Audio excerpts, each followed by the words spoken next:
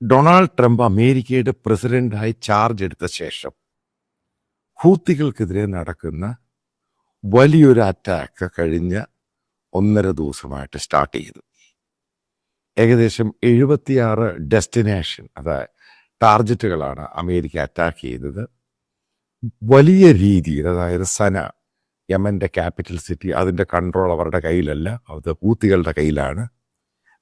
ഷിയ militant ഓർഗനൈസേഷനാണ് ഹൂത്തികൾ. ഇതിനെ ഫുള്ളായിട്ട് support ചെയ്തുകൊണ്ടിരുന്നത് ഇറാനായിരുന്നു. ഇറാന് വേണ്ടിയുള്ള പ്രോക്സി ഗ്രൂപ്പാണ് ഹൂത്തികൾ. ഇവരുടെ പ്രധാന ലക്ഷ്യമെന്ന് പറയുന്ന ആദ്യ ലക്ഷ്യമെന്ന് പറയുന്നത് ഇസ്രായേലല്ല. ഇവരുടെ ലക്ഷ്യമെന്ന് പറയുന്നത് സൗദി അറേബ്യയും UAEയും കൂടാണ്. ഈ സുഡാപ്പികൾക്ക് ഇത് അറിയാമെന്ന് അറിയത്തില്ല. കാരണം അതിനു വേണ്ടി ഉണ്ടാക്കിയെടുത്ത ഒരു പ്രോക്സി സംഘടനയാണ് ഹൂത്തികൾ. അവർ സുന്നികളായിട്ടുള്ളവർക്ക് രാജ്യങ്ങൾക്കെതിരെ, അത് ആ രാജ്യങ്ങൾ അമേരിക്കയായിട്ട് അലയൻസ് പാർട്ട്നേഴ്സാണ്, അവരെ തീർക്കാൻ വേണ്ടി ഉണ്ടായ സാധനമാണ് ഈ ഹൂത്തികൾ. ഇപ്പോൾ കഴിഞ്ഞ ബൈഡൻ അഡ്മിനിസ്ട്രേഷൻ ആണെങ്കിൽ പല ആവർത്തി ഈ ഹൂത്തികളുടെ മുകളിൽ ടാർഗറ്റ് ചെയ്തിട്ടുണ്ട്, അവിടെ അറ്റാക്ക് നടത്തിയിട്ടുണ്ട്. പക്ഷെ അവർക്ക് ഈ പറഞ്ഞ പോലെ ഒരു പ്രയോജനം ഉണ്ടാക്കാൻ കഴിഞ്ഞിട്ടില്ല. ഇസ്രായേലും അറ്റാക്ക് ചെയ്തിട്ടുണ്ട്. ഇസ്രായേലി ഷിപ്പുകൾ അറ്റാക്ക് ചെയ്ത സമയത്ത് അവരും അറ്റാക്ക് ചെയ്തിട്ട് ഹൂത്തികൾ ഇസ്രായേൽ ടെറയിനിലോട്ട് പല ആവർത്തി മിസൈലുകളും അയച്ചിട്ടുണ്ട്. പക്ഷേ ഇപ്പോഴത്തെ ഹൂത്തികൾക്കെതിരെയുള്ള ആക്രമണം, അതിന് പ്രധാന കാരണം സൗദി അറേബ്യയും UAEയും ആണ്. അവരാണ് ട്രംപ് അഡ്മിനിസ്ട്രേഷനോട് ആവശ്യപ്പെടുന്നത് ഹൂത്തികളുടെ ഈ പ്രശ്നം മാറ്റിയെടുക്കണം. അത് പൊട്ടൻഷ്യലായിട്ട് ഈ രണ്ട് രാജ്യങ്ങളെയും അവരുടെ എക്കോണമിയെയും ആ രാജ്യത്തിൻ്റെ സുരക്ഷയും ബാധിക്കുന്ന ഇഷ്യൂ ആണ്. അതുകൊണ്ട് ഇവരെ തീർത്തു തരണമെന്ന് പറഞ്ഞു. അത് പൂർണ്ണ മനസ്സോടുകൂടി ഏറ്റെടുത്ത ശേഷമാണ് ഹൂത്തികൾക്കെതിരെയുള്ള ആക്രമണം ട്രംപ് അഡ്മിനിസ്ട്രേഷൻ തുടങ്ങിയിരിക്കുന്നതെന്ന് അമേരിക്കൻ പത്രമായ ന്യൂയോർക്ക് പോസ്റ്റ് റിപ്പോർട്ട് ചെയ്യുന്നു. ഇനി മനസ്സിലാക്കി എന്തുകൊണ്ടാണ് ഈ രണ്ട് രാഷ്ട്രങ്ങൾക്കും ഇതുമായി ബന്ധപ്പെട്ട പ്രത്യേകതകൾ. റീസൺ ഉണ്ട്. കാരണം സൂയസ് കനാലിൻ്റെ സെക്യൂരിറ്റി തന്നെയാണ്. 147 പ്രാവശ്യമാണ് മർച്ചൻ്റ് വെസലുകളെ, അതായത് ഈ ട്രാൻസ്പോർട്ടേഷൻ നടത്തുന്ന വെസലുകളെ സൂയസ് കനാലിൽ കൂടെ പോയ സമയത്ത് ഹൂത്തികൾ ആക്രമിച്ചിരിക്കുന്നത്. അതിൽ അമേരിക്കൻ ഷിപ്സ് ഉണ്ട്. അമേരിക്ക ഈ പറയുന്ന രാജ്യങ്ങളിൽ ഇത് കൊണ്ടുവന്ന ഓയിലും ബന്ധപ്പെട്ട് അവിടെ കൊണ്ടുകൊടുക്കുന്ന ഡെലിവറി സാധനങ്ങളുണ്ട്. ഇതിനെയെല്ലാം ഈ ഹൂത്തികൾ അറ്റാക്ക് ചെയ്തിട്ടുണ്ട്. ഇതിൻ്റെ പേരിൽ വളരെയധികം നഷ്ടമാണ് ഈ രാജ്യങ്ങൾക്ക് ഉണ്ടായിരിക്കുന്നത്, സാമ്പത്തിക രീതി. കാരണം ഇതിൻ്റെ കൺട്രോൾ എന്ന് പറയുന്നത് ഈജിപ്റ്റാണ്. ഈജിപ്തിന് ഹൂത്തികളെ കൺട്രോൾ ചെയ്യാൻ പറ്റില്ല. അതുകൊണ്ട് അവർ പൂർണ്ണമായിട്ടും ഈ രാജ്യങ്ങളോടാണ് പറഞ്ഞത് അമേരിക്കയോട് പ്രഷറൈസ് ചെയ്തിട്ട് ഹൂത്തികളെ ഒതുക്കിയേ മതിയാവത്തുള്ളൂ. കാരണം ഈ സൂയസ് കനാലുമായിട്ട് ബന്ധപ്പെട്ട് അതിൻ്റെ ഈ കനാലിൻ്റെ വലിയ പണം കിട്ടുന്നത്, അതിൻ്റെ ചാർജ് കിട്ടുന്നത് ഈജിപ്തിനാണ്. ഏകദേശം $9 ബില്യൺ ഒരു വർഷം കിട്ടിക്കൊണ്ടിരുന്നത്. അത് ഏകദേശം $5 ബില്യൺ ഈ പ്രശ്നം ഉണ്ടാക്കിയ ശേഷം ഈ രാജ്യത്തിനത് കുറഞ്ഞു. അത് വലിയ രീതിയിൽ ആ രാജ്യത്തിൻ്റെ എക്കോണമിയെ ബാധിച്ചിട്ടുമുണ്ട്. ഇത് ലോകത്തുള്ള ട്രേഡിനെ, അതായത് സപ്ലൈ ചെയിനെ വല്ലാത്ത രീതി ബാധിക്കുകയും ചെയ്തു.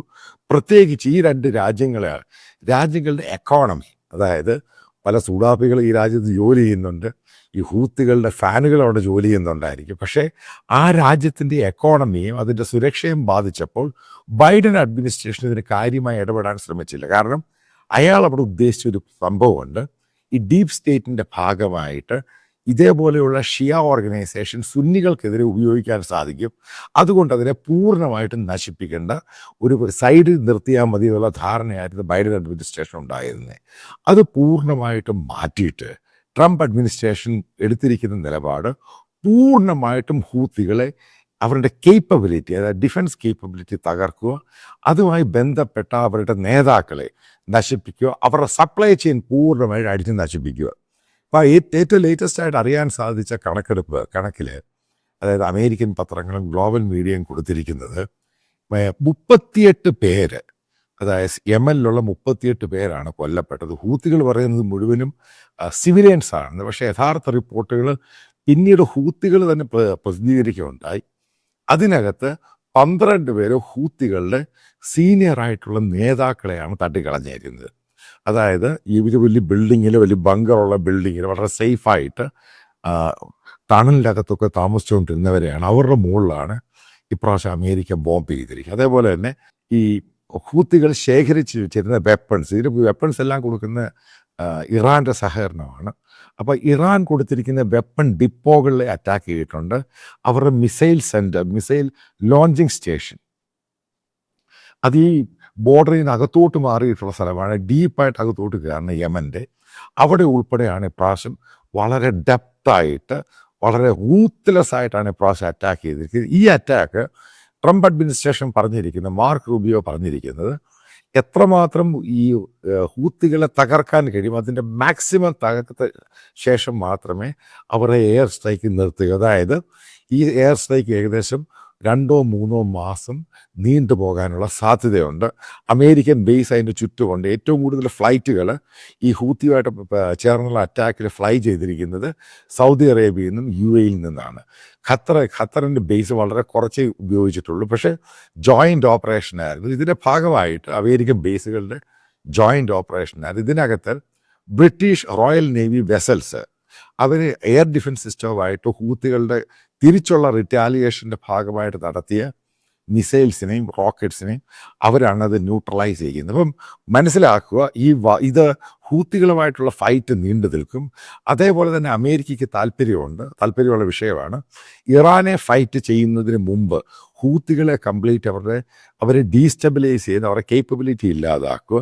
അത് ഈ നേരത്തെ ഇസ്രായേലിൻ്റെ ഒരു ഡിമാൻഡ് തന്നെയാണ് ഹൂത്തികളെ നശിപ്പിക്കുക. കാരണം വളരെയധികം ഡിസ്റ്റൻസ് ഉള്ളതിൻ്റെ പേരിൽ ഇസ്രായേൽ ഡിഫൻസിന് കാര്യമായ രീതിയിൽ ഹൂത്തികൾക്കെതിരെ നാശനഷ്ടം ഉണ്ടാക്കാൻ സാധിച്ചില്ല. വളരെ ഏകദേശം 1800 കിലോമീറ്റർ ദൂരെയാണ് ഈ യമനിലെ ഹൂത്തികളുടെ ബേസ് എന്ന് പറയുന്നത്.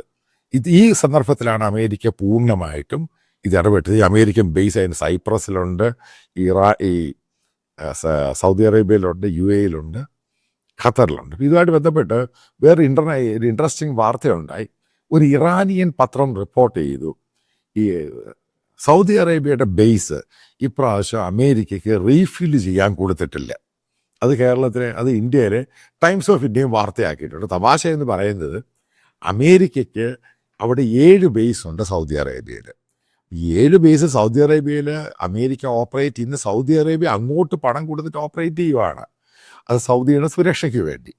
അപ്പോൾ അവിടെ റീഫ്യൂൽ എന്ന് പറഞ്ഞ സംഭവമല്ല, ആ ബേസാണ് പൂർണ്ണമായിട്ട് ഉപയോഗിക്കുന്നത് ഈ ഹൂത്തികളെ അറ്റാക്ക് ചെയ്യാൻ. അതന്നെ ഈ കള്ളത്തരമായ റിപ്പോർട്ടുകൾ ഓരോ സമയത്ത് ഓരോ മീഡിയയും ഓരോ രാജ്യത്തിൻ്റെ താല്പര്യത്തിന് വേണ്ടി വിടുന്ന സംഭവമാണ്. ഇതിൻ്റെ ഡിമാൻഡ് വന്നിരിക്കുന്ന സൗദിയിൽ നിന്നും UAE നിന്ന്. കാരണം സൗദിക്ക് UAE-ക്കാണ് ഏറ്റവും കൂടുതൽ നഷ്ടമുണ്ടായിട്ടുള്ള ഹൂത്തികൾ മുഖാന്തരം. അപ്പം അവരുടെ ആവശ്യമാണ് ഹൂത്തികളെ തകർക്കുക. അതായത് അമേരിക്കയെക്കാൾ ഏറ്റവും കൂടുതൽ ആവശ്യം അവരെ തകർക്കേണ്ടത് ഈ സൗദിയുടെ UAE-യുടെ ആവശ്യം. അതേപോലെ ഇസ്രായേലിനേക്കാളും കൂടുതൽ ആവശ്യം അവർക്കാണ്. എക്കോണമി ഏറ്റവും കൂടുതൽ മാറ്റർ ചെയ്യുന്നുണ്ട് ഈ 2 രാജ്യങ്ങൾക്ക്.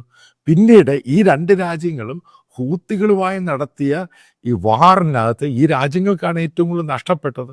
സാമ്പത്തികമായിട്ടും മാൻ പവർ ആണെങ്കിലും അവരുടെ വെപ്പൺസ് ആണെങ്കിലും ഇടയ്ക്കിടയ്ക്ക് ഹൂത്തികൾ ഈ സൗദിയിലോട്ട് മിസൈലും വിടുന്നുണ്ട്.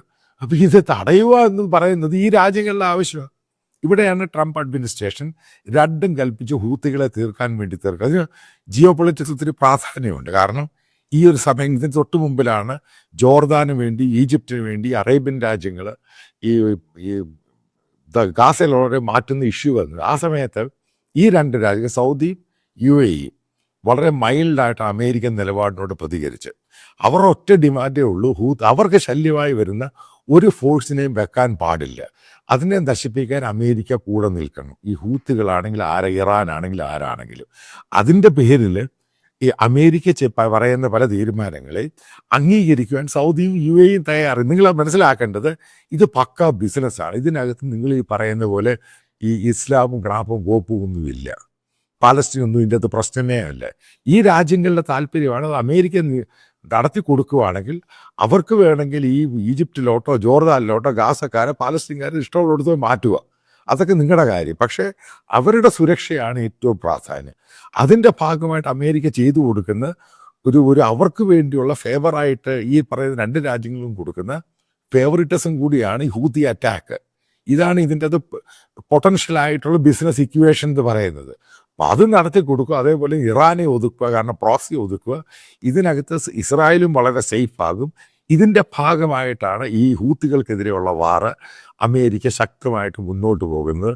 എനിക്ക് തോന്നുന്നു അവരുടെ കാൽക്കുലേഷൻ അനുസരിച്ച്, അവരുടെ ഡിഫൻസ് ജേർണൽസിൽ വരുന്നതനുസരിച്ച് ഏകദേശം ഒരു 10-30 ദിവസം നീണ്ടു നിൽക്കാൻ സാധ്യതയുണ്ട് ഈ ഹൂത്തികൾക്കെതിരെയുള്ള എയർ സ്ട്രൈക്ക്.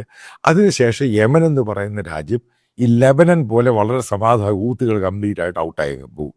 ഇതിനുള്ള സാധ്യതയാണ് ഫർദറായിട്ട് നോക്കുമ്പോൾ കാണാൻ സാധിക്കുന്നത്. ഈ പറയുന്നത് ഒരു റിക്വസ്റ്റാണ്, പക്ഷേ ഇത് മാൻഡേറ്ററി അല്ല. ഈ ചാനൽ പൂർണ്ണമായിട്ടും ഫ്രീ ആയിരിക്കും. പക്ഷെ നിങ്ങൾക്കറിയാം ഈ യൂട്യൂബ്, ഗൂഗിളിൽ നിന്ന് കിട്ടുന്നത് അത് ഒരു പരിധി വരെ അതിനകത്ത് ഇതിൻ്റെ എക്സ്പെൻസുമായിട്ട് കമ്പയർ ചെയ്യാൻ പറ്റുകയുള്ളൂ. അപ്പം ഇതിൻ്റെ താഴെ ഇതിൻ്റെ കമൻറ്റ് ബോക്സിൽ ഇപ്പം ബാങ്ക് ഡീറ്റെയിൽസും കറണ്ട് അക്കൗണ്ടാണ് പിൻ ചെയ്തിട്ടുണ്ട്. പിന്നെ വീഡിയോയിൽ ഇതിൻ്റെ സ്കാനറുണ്ട്. അപ്പം നിങ്ങൾക്ക് താല്പര്യമുള്ളവർക്ക് അത് കോൺട്രിബ്യൂട്ട് ചെയ്യാം. മേക്ക് ഇറ്റ് ക്ലിയർ, ഇത് കംപ്ലീറ്റ്ലി ഫ്രീ ആയിരിക്കും. കുറച്ച് എക്സ്പാൻഷൻ പ്ലാനുകളൊക്കെ ഉണ്ട്. നല്ല മാൻ പവർ വേണം, കുറച്ച് കൂടുതൽ നല്ല ടെക്നോളജി വേണം. അതിനൊക്കെ സ്പെൻഡ് ചെയ്യണം. കാരണം ആൾക്കാരുടെ വ്യൂസ് കൂടുന്നുണ്ട്.